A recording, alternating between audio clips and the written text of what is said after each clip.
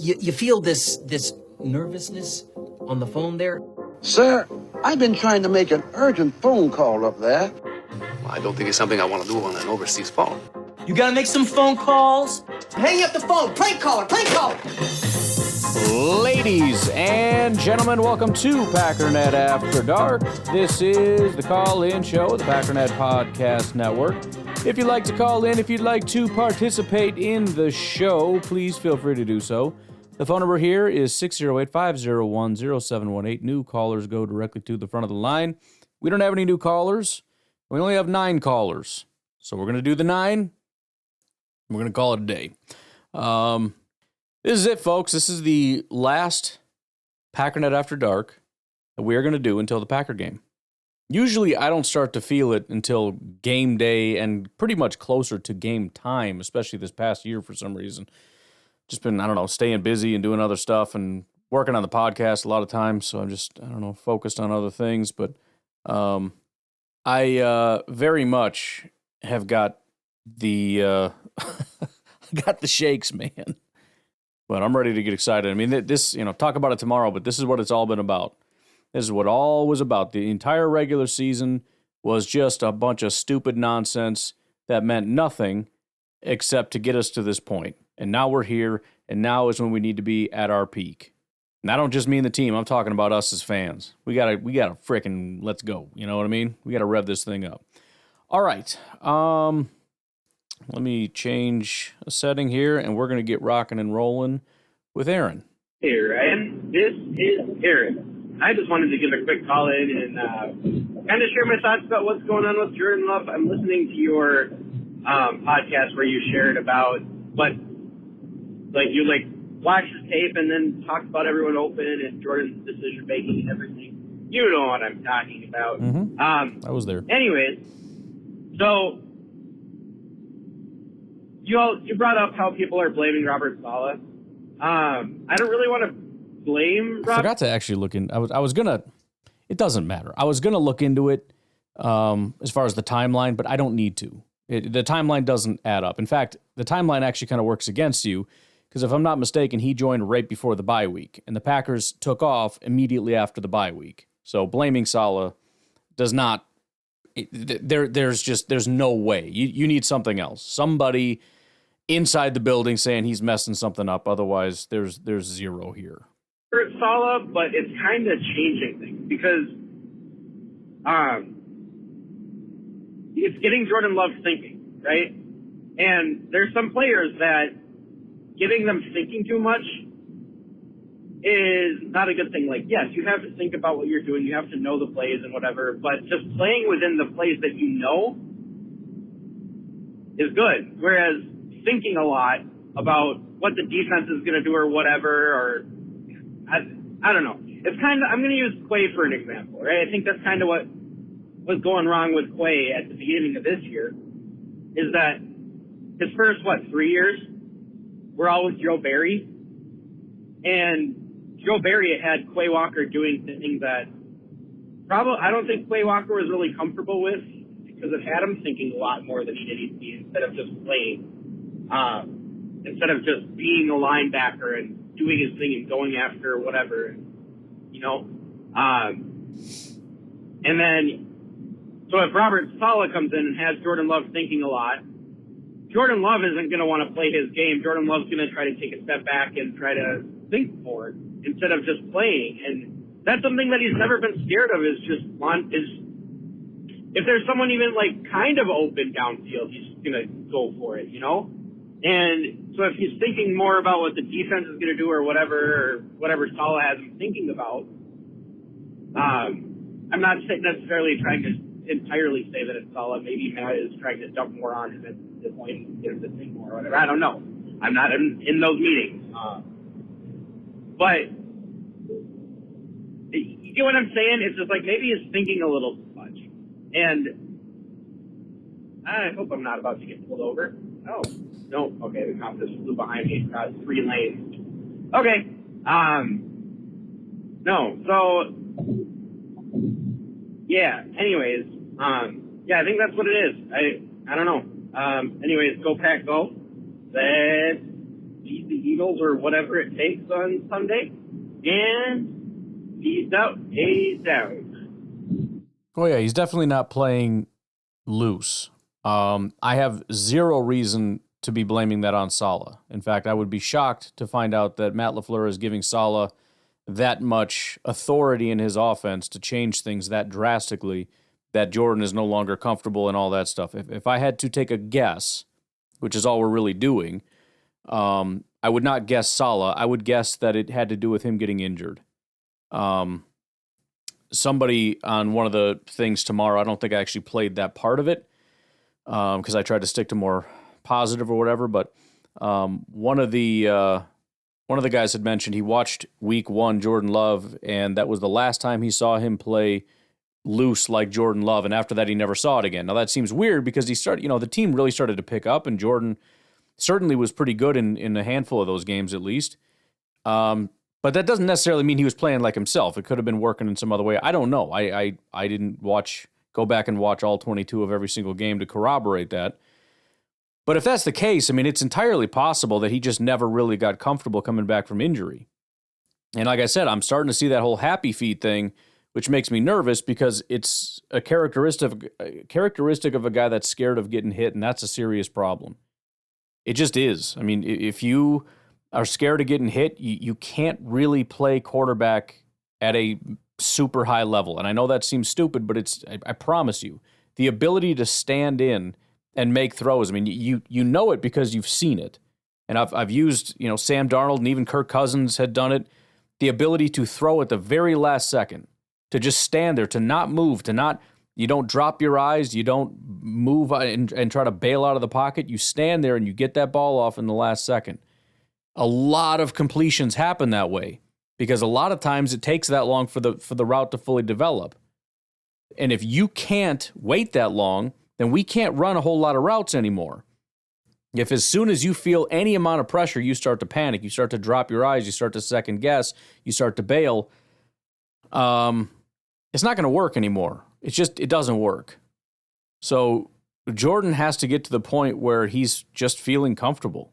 He's a good quarterback. He's talented. He's smart enough. He's got a talented enough arm. He can do all the stuff. From my perspective, it just seems like he's not comfortable. And maybe it's just a combination of things with the injury and maybe not being on the same page with the receivers if they're not breaking out of their routes. I mean, that was the same excuse we always made with Rodgers. And then Jordan came in and was like, okay, maybe that wasn't the case. And now it's happening with Jordan. I don't think the receivers are bouncing back and forth. It makes more sense to me that it's just more of a quarterback thing at this point.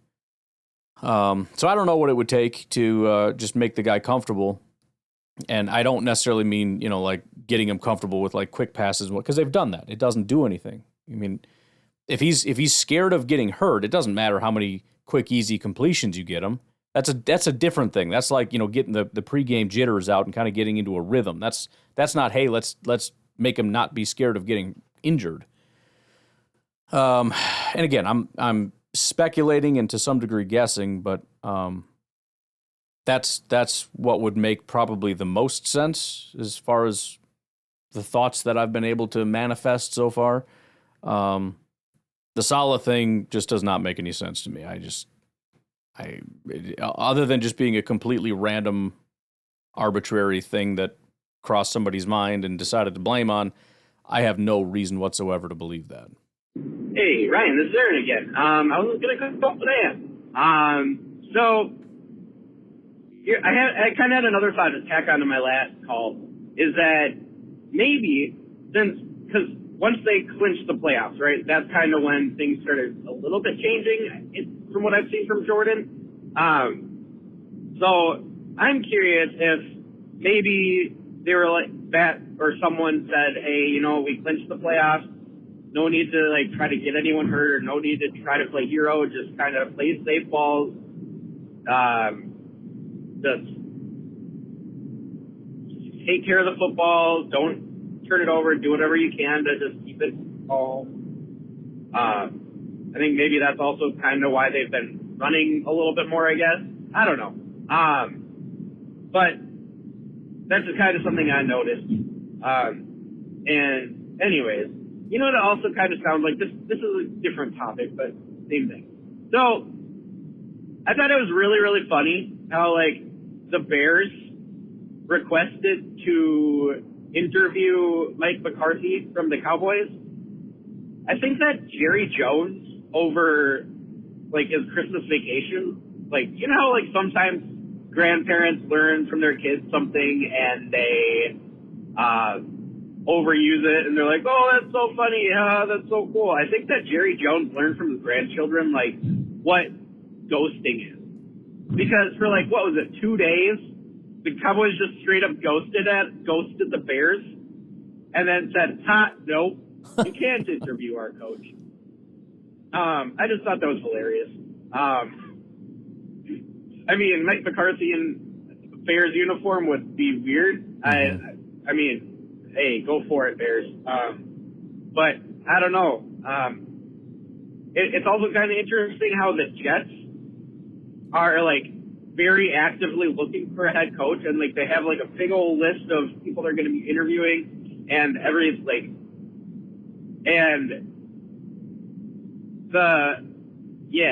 and other teams have, like, longer lists of people they're interviewing, and the Bears are like, no, we're going to interview Mike McCarthy, and then there's, like, another name or two out there. It's just like, dude, at least take these lists from other people and try. Throw, like, a bunch of rolls of the dice and try to see if you can get something out of these guys. You know, like, don't, like, narrow down your options before you even start. Anyways, the Bears still suck. Bye. Yeah, they finally did expand that that roster of coaches that they want to look at for sure. It's pretty expansive at this point, which actually makes me happy because, I don't know, just makes it less likely that it ends up being somebody good, I guess. I'm just hoping. I know New England apparently is looking to make a decision really, really soon. And I don't actually know who Ben Johnson's last interview was. I read the comments and people were just confused all over the place. But there was some assertion made that it seems like Ben Johnson may be interested in New England. And New England wants to get him in the building as soon as possible, and they want to make a decision as soon as possible. And so I don't know. I'm kind of hopeful that some of these teams really move quickly, and the Chicago Bears want to be more deliberate. And some of these coaches just go boom, boom, boom. Done, done, done, dun, dun, dun. Leave the Bears with the scraps. I would, what would be the funniest thing, I think? And who knows? I mean, anybody could end up being a great coach. I could certainly be wrong about this, but I think the funniest possible option, almost a zero chance that this happens, funniest possible option to me would be if they hired the Lions defensive coordinator as their head coach. I would just find that hilarious. I know he's kind of respected or whatever. I never really understood the hype for him. They have had some pretty decent performances with some with guys being hurt or whatever, but at the same time, they've also been a terrible defense without their key players that their GM went out and got for them, that Ryan Poles will not be getting for them. I don't know. I think that would be the best possible option. Ryan, Bear Jeans Benny here. Just want to make a declaration here that if the Packers win the Super Bowl, I will be shaving my head. Nice. If you know anything about me, I value my hair, okay, and I've always, had it a certain way, style it. It's actually pretty long. Okay, let's preface this. By long, I mean it's not like, no, I got it in like a man bun or like ponytail, like in that kind of situation. I got it like slicked back, kind of deal. I style it. Anyways, so I'll shave my head, and then also I'm having another kid in August, so I'm gonna be 2 under 2. It's gonna be stressful, but if the Packers win the Super Bowl and it's a boy, or if it's a girl too, I'm gonna name it Jordan Love. First name Jordan, middle name Love. So that's all I gotta say. That's my declaration. Have you talked to the mother at all about this situation with you deciding that Jordan Love will be the child's name? Just wondering. And let's go make the cry Eagles cry. Let's make them cry Eagles cry. And instead of fly, Eagles fly. We don't want them I to fly. We want them to cry and or die. Well, I don't want them to die. I'm not that evil, but we definitely want them to cry. So, yep, all I got to say, hope this gets played. I know you got a lot of calls coming in. We're all caught up. And, yeah, man, Eagles are fighting for their lives, and we're not. So, they should beat us. Because LaShawn McCoy said so. They said they're not worried. So, I guess if they're not worried, I mean, the Packers should be scared, man. Oh, we're so scared. So, we'll find out. We'll find out who's worried after the game. I'm going to be honest, I didn't hear that, and that sort of ticks me off a little bit. Just a tiny bit. Look, I mean, it is going to be tough, man. Tomorrow is Positivity Sunday, and I don't want to, undercut that for you or anything, but let's just say I did a lot of work to make it as positive as possible, and part of the reason it was as short as it was is because it was just there's a much bigger mountain of evidence pointing in the opposite direction. But if we beat this team, man, it's going to be a wild, wild week. I'm talking wild. I'm going to be talking a lot of trash. You don't even understand the amount of trash I'm going to be talking. It's going to get out of hand. That's all I can tell you. All right, let's take our first break. We'll come back. We got Kyle from Madison. Ryan, what's up, buddy? Kyle from Madison. So I'm looking at the Eagles here, right? And I started wondering, what's their strength of schedule look like? I'm just kind of going through the schedule. It's like, all right, everybody's kind of railing on the Packers for their losses to these top teams, but it's like, they got to play two of them twice, whereas Philly gets, 4 games against the Giants and Cowboys. I know they played the Browns. They played the Steelers. And I'm just wondering, because I know they have a little bit gaudier numbers, but how many top defenses, have they played? I'm trying to kind of look through here. I see that it looks like the Eagles, as far as top 10 defenses, they played the Packers, certainly. Who else? You know what I mean? It looks... That is one of the biggest arguments in favor, and I think it was Prisco maybe on tomorrow's podcast you'll hear. That's the argument essentially that he makes is strength of schedule is really the reason that he leans Green Bay Packers in this matchup. Because, you look at all the numbers, like you said, and it leans one way, but the Packers have had a significantly more difficult schedule. They're much more battle-tested. And that's the other thing. Everybody talks about that. Like, I'd rather have this tough stretch. I'd rather have a tough NFC North. I'd rather be battle-tested. Okay, you got it. Well, now we didn't win, so we suck. It's like, dude, all right, whatever. Here that Green Bay played 9 top 15 defense, top 14 defenses, whereas Philly has played only 3, which I think is kind of interesting. Mm-hmm. So, that's going to be interesting. I was also listening to, who was I listening to? The Cassell or somebody talking about how the Eagles have played a lot fewer defensive snaps than most other teams. Now, certainly part of that's their effectiveness. Right. They do play almost exclusively a nickel, which is interesting. And I also, so there's not been a lot of teams that have been able to run them out of that. And I find it kind of interesting that a lot of the Philly pundits are all using week 1, as their, here's the final form Packers we played, so this is how it's going to play out again. And it's so silly because both teams are drastically different. I even mentioned that the Eagles' defense is significantly improved, but I think the Packers' offense and defense and special teams are significantly improved. And even if that wasn't true, it was week 1, which is garbage. Just in general, a lot of teams don't know what the heck they're doing. A lot of players are not as whatever. And then on top of that, it's in another country, which is another reason not to pay attention to it. And on top of that, the field conditions and the weather conditions were garbage. There is no reason whatsoever to take any amount of data out of that game and call it I think almost every other game that these teams have played aside from each other are more relevant than the game that they played against each other. Almost. I mean, there might be a couple other things, but even so, for example, and this is one of the negatives against us, but one of the only things that worked in that game, the most effective thing that the Packers had against the Eagles was Jaden Reed. We just beat the living crap out of them with Jaden Reed. So it's like, all right, so you think maybe this will be like a Reed thing? Maybe they can't handle. The problem is we had Reed beat up on Avonte Maddox. Avonte Maddox is no longer their slot guy. Now they have a guy that maybe you've heard of by the name of Cooper DeJean that is in the slot. Very different situation. But I mean, just across the board, everything is different. We didn't have Edgerrin Cooper, right? We talked about our entire defense, like Rashawn Gary was not good until like mid-season, and then he started to pop off, along with a lot of our pass rushers. We didn't have guys like Mosby and Cox. Instead, we had Preston Smith, who couldn't do anything. Mosby and Cox have been better. Lucas Van Ness got better. All of our guys got better as far as pass rush went.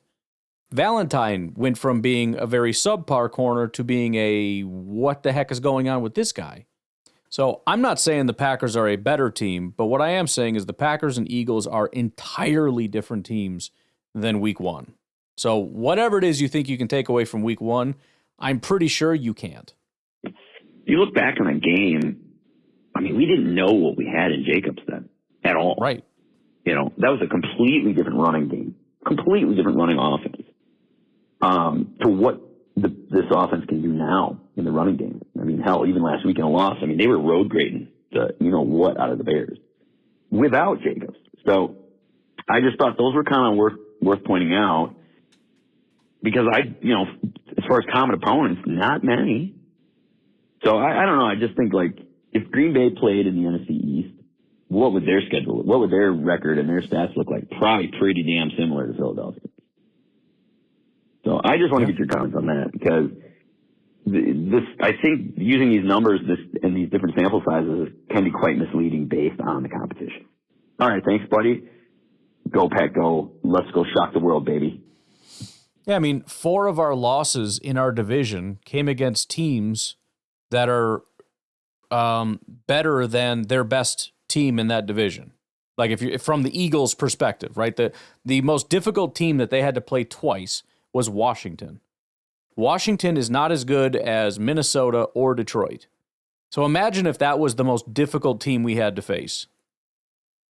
I mean, obviously the loss to the Bears it makes it hard to put any definitive statements out there, especially the last week of the season. Okay, fine, maybe they drop one there, but you think they drop all of them against, they'd go 0-2 against Washington, and then who would be the next best? The Dallas? They go 0-2 against Dallas? No, of course they don't. That's stupid. So, I mean, that is the bottom line as far as, a lot of this comes down to the Packers have had a tougher schedule. They are the more battle-tested team. Doesn't mean they're better, but they have played a lot of playoff games this year. They've played, 5 at least? That doesn't even include, like, the Texans and the Rams. So, I mean, how many playoff teams have they played? And then how many, like, premier? I mean, we're forget playoff, like, Super Bowl caliber. They've played, like, 5. And then an additional, like, 2 or 3, like, playoff caliber teams. So, this is not going to be a shock to the system, necessarily. All right, Kyle, part 2. Hey, as far as game plan, though, from Philadelphia, what I'm interested to see, man, is how do they decide to attack the Packers defense, It's going to be interesting because I do think our run defense is our strength. I can't believe I'm saying those words, right? I'm going to knock on some wood here. But especially if they get Walker back, I mean, the run fits and stuff, they've been playing pretty well against that. And I do think kind of the way they did a pretty good job defending Hurts week 1. And I do feel like you're kind of defending the mobile quarterback a bit how you're defending the run. You know what I mean? So being disciplined there, and maybe you're looking for pressure, but more you're going to be looking for containment this game. The thing that I'm wondering is, though, is Philly going to decide, you know what, they don't have any corners, so we're going to air it out. And certainly they have, at least 2 very formidable receivers. You've got a contested catch guy. Yeah. AJ, and then you got Smith, kind of your speedy length guy. So, I mean, that's a handful right there. And certainly they have a capable tight end, too.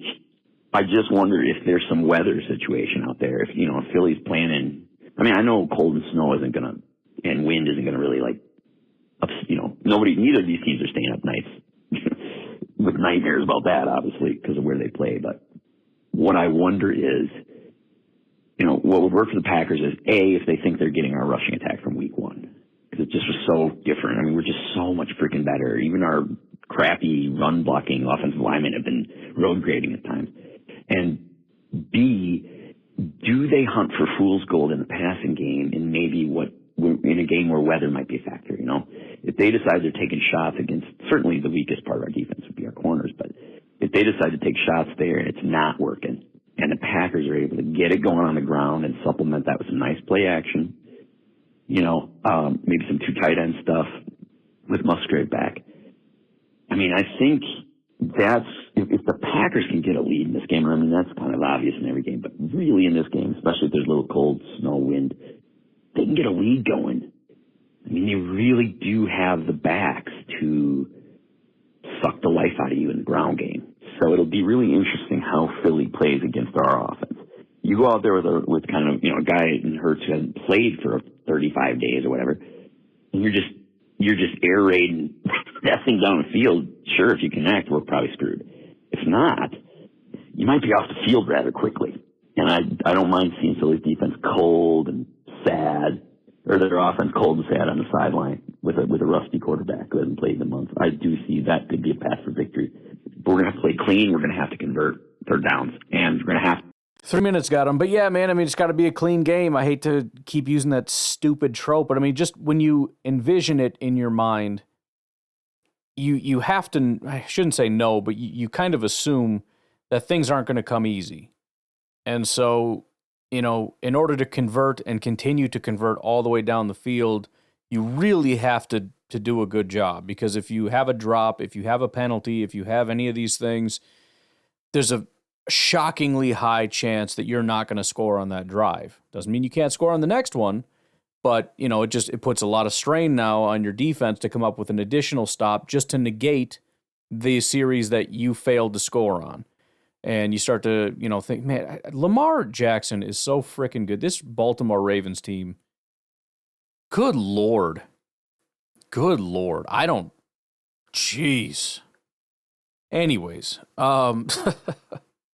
they are shockingly good at football.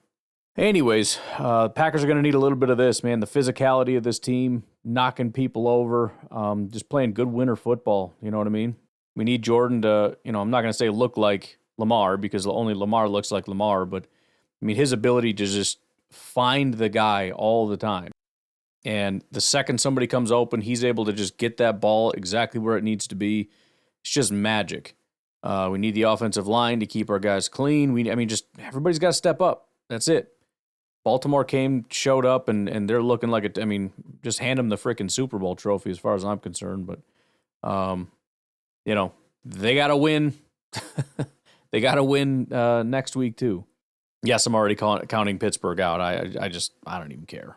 They're just getting embarrassed right now. 1 week at a time. Show up, dominate. We'll figure out next week after that. Why don't we take a break? We got 2 calls from Nate, 2 calls from Kyle, and then we'll get up out of here. We'll take a break. We'll be right back. Hey, Ryan. Nate from California again. What's up? I just happened upon a YouTube comment with some nice stats, and I had to share for everybody because I think it's pretty encouraging for this Eagles-Packers matchup. Basically, Packers had to face the number 2, the number 4, and the number 7 defenses duplicated over and over twice with an injured QB in Love. The only 2 Love was healthy for, he lost to Detroit 33-30 on a walk-off field goal and lost to the Vikings down only 2 points in the closing minutes. And both of those were also road games. So we faced 5 top 7 defenses this year. The strength of schedule was out of control. Yeah. Meanwhile, you have Philly over there. Well, and before we even get to that, look at the fact that this is one of the better records the Packers have had in a season, and also one of the most difficult seasons they've had as far as strength of schedule. The top 7 defenses have they played? Only the Packers. So, as a matter of fact, they only played 3 top 14 defenses all year. So, yeah, no wonder their running game was looking good because they played a bunch of trash teams and a bunch of trash defenses. Meanwhile, Green Bay played 9 top 14 defenses. So, who's battle-tested, you know? Who's really ready for this game? I think it's the Packers. Go Pack, go! Yeah, I mean, it's essentially what we were just talking about, so I don't have a lot to expand on that. I mean, it really goes to show, too, especially you highlighted defense in particular, which I think is important because their defense is legit. But as far as their offense looking better than it is, it makes sense because their offense does look pretty potent, but DVOA says they're, not even a top 10? What are they, 13th or something like that ranked offense, which isn't terrible. But it's like, how does that make sense? Well, because they faced pretty bad defenses is the reason. Hey, Ryan, Nate from California again, following up. Basically, what I'm seeing is we both got elite defenses, we both got elite offenses, but by the metrics, our offenses are similar, but we've had a way harder schedule in terms of the defenses we faced. Their defense, you could argue, is better than ours, but I think our defense is pretty elite. Now that we got Evan Williams back, Quay should be back. So I guess what it amounts to is I think it's going to be a low-scoring game, kind of a dogfight. And when you got a chance to score, you got to take it. And if you got a 4th and 2 situation early in the game at the goal line, I'm just going to say it. Take the points, kick the field goal. This game's going to be like 13-15 or some ugly low score. And I think our defense is severely underrated, and I think Philly's going to struggle. I think Hurts is going to struggle. We're going to limit Saquon, keep him under 100, I'll say, because he's going to get something. But this Philly offense is not going to look good, and I'm afraid the Packers offense is also going to have a tough time as well. So, low-scoring game. I know a lot of playoff games do go that way, but the more I think about it, I think that's where this is headed. So, yeah, 15-13, Packers on top. Let's go. That's how it feels. We'll see. There's a lot of times you say, it's going to be a defensive matchup and it ends up being a shootout and vice versa. It's going to be – it's hard early in the game because you have to make those kinds of decisions, right? If Matt LaFleur decides to kick a field goal early because he assumes it's going to be a low-scoring game and it ends up being a high-scoring game, there's going to be a lot of talk about why did you, what are you, stupid? It's a playoff game. You got to play to, you know what I mean? It's going to be all that stuff. So, yeah, I think early on you got to start to assume those things. You may have to change your tactics if the scores start climbing or even if they just start to pull away.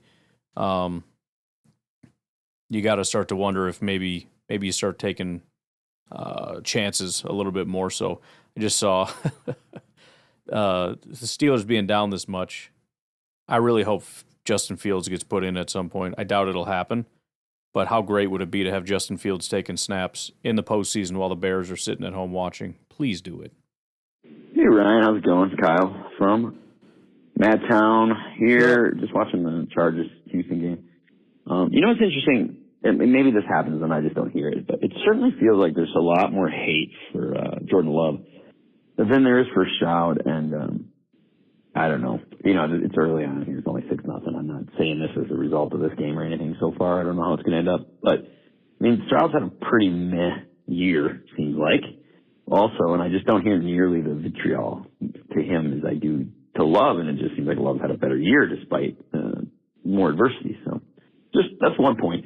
The other thing I was thinking about, and I haven't heard much about Stroud, but I haven't heard much about Stroud, period. I guess I certainly haven't heard anybody talk as though Stroud is still this like powerhouse, like he's the new young stud like it was last year. Last year it was like, oh man, watch out for Stroud. This year I think it's kind of similar to Jordan, where nobody really talks about him anymore because it's sort of meh, and that seems to be the understanding, is that it's been pretty meh. Could be wrong, but I don't know. I mean, obviously you're going to hear more negative within Packer circles because we're Packer fans, and that's where we're at. Texans fans probably hear more negative about Stroud than about Jordan. But who had a better year? I don't know. I think they both regressed, and it's sad, and I'm not really interested in comparing something that depressing. This is an opinion I don't think I would have had even mid-season, because it feels like kind of a casual, ESPN kind of idea, but that suddenly sounds good to me. And the idea is, what if we bring Devontae back? Let him finish his career here.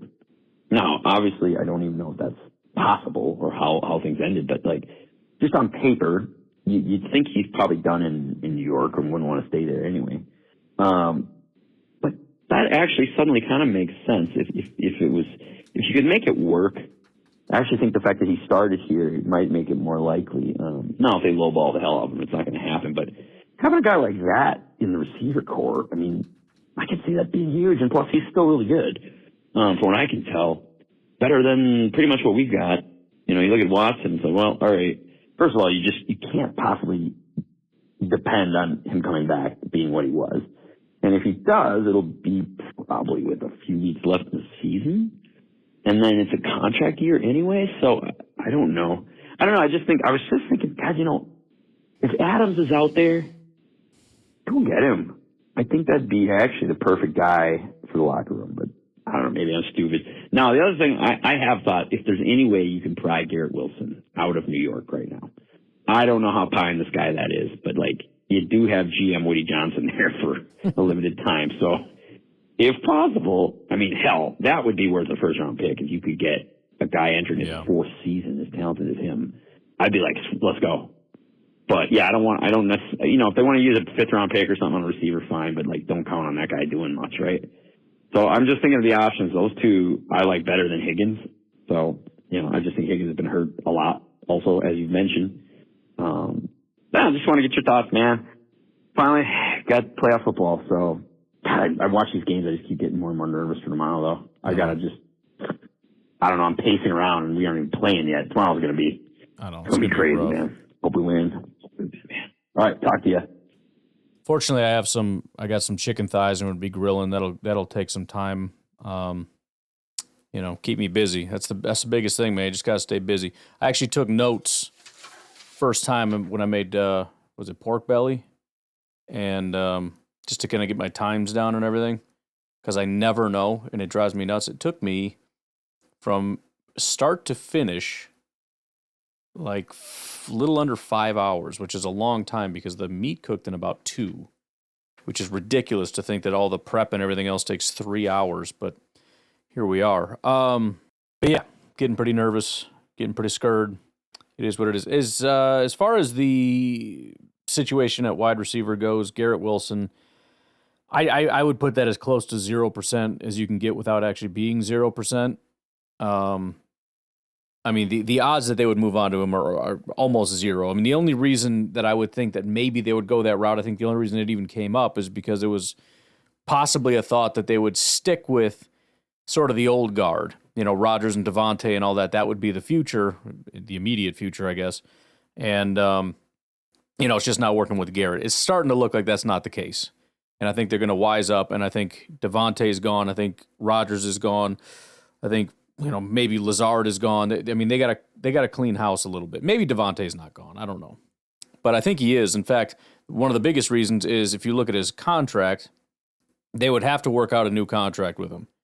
And I don't know that Devontae would be willing, especially if he wants to go somewhere else and doesn't really want to stay there without Rodgers.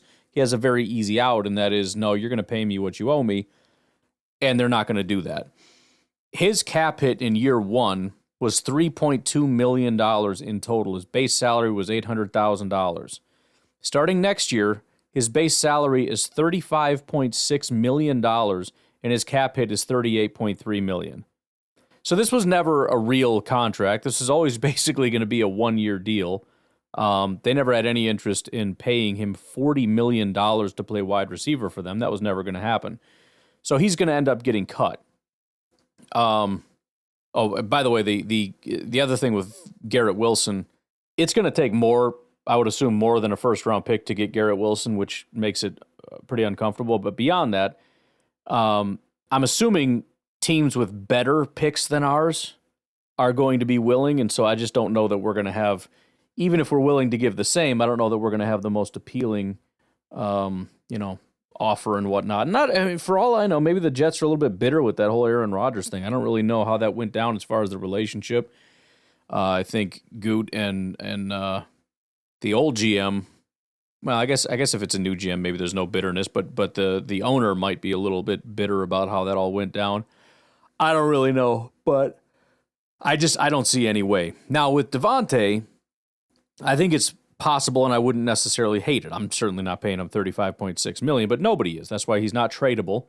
And the only way he stays is if he negotiates another contract. And if you're going to do that, why? I mean, you went there to be with Rodgers, and this is a rebuild. You're not going to go to some rebuild thing. So he's going to go somewhere else. And, when they asked Davante about it, I think Kay Adams asked about that.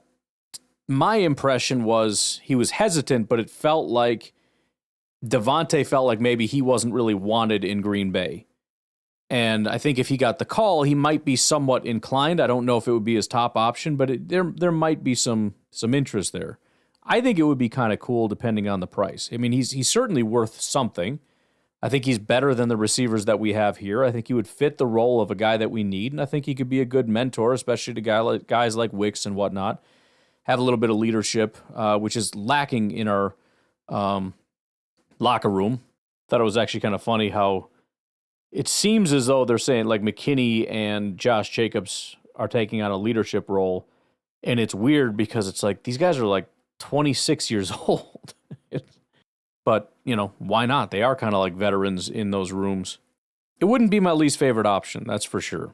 I think it could be kind of cool, and I think, it as far as how that would feel, it would feel, one of the quote-unquote Brian Gutekunst masterclass kind of deals to have Davante, and then when his price peaks, you let him go.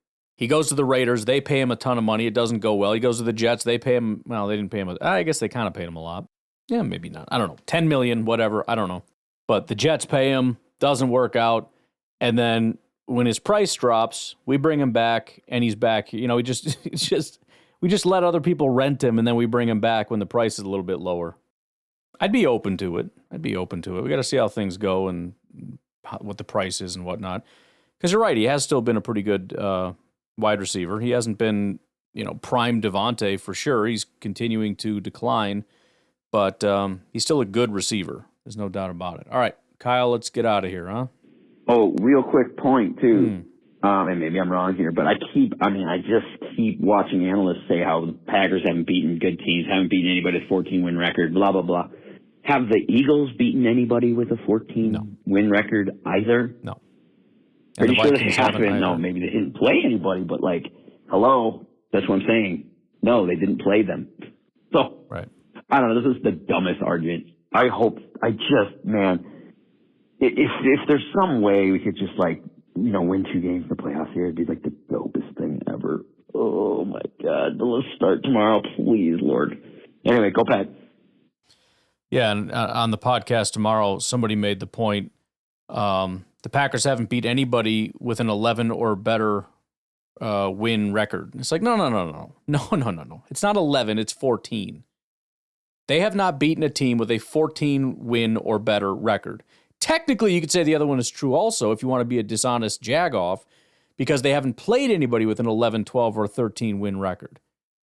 They didn't. They played 14, and then after that they played 10, and they beat the guy with the team with 10. But then the 14 wins, they haven't.